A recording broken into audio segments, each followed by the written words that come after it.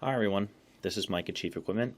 It's finally spring and the weather is getting nicer, which means it's time to get your equipment ready for the spring. But due to the global pandemic, you can't or don't want to go to any stores. So today I'm going to show you how to purchase home maintenance kits and parts online. First thing you want to do is go to our website, chiefequip.com. CHIEFEQUIP.com. This will bring you to our homepage. What you're going to do is hover over Shop Now and then click on Shop Now. Since we're looking for some parts, we'll click on the parts, hats, toys, and more. The good thing you want to have handy before you start this process is your model number. For this example, we'll use a D130.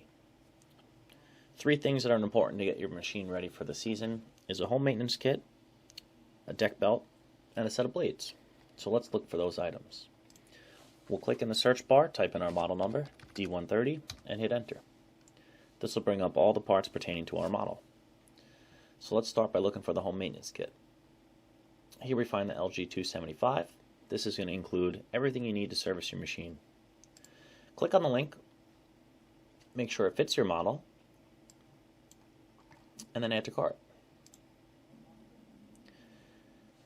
So now we're going to look for a deck belt and a set of blades. So to get back to right where you were, simply use your browser's back button, and we will look for a deck belt.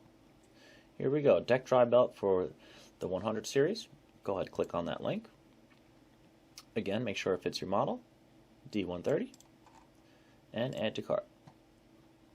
And lastly, we'll go back again and we'll look for blades. Now I have a bagger on my machine, so we're going to look for bagging blades. Notice in the description how it will say either standard or bagging. So make sure you're getting the right blades, click on the link, and add it to your cart. Now that we got everything we're looking for, we can hover over the cart up here and we'll go to checkout.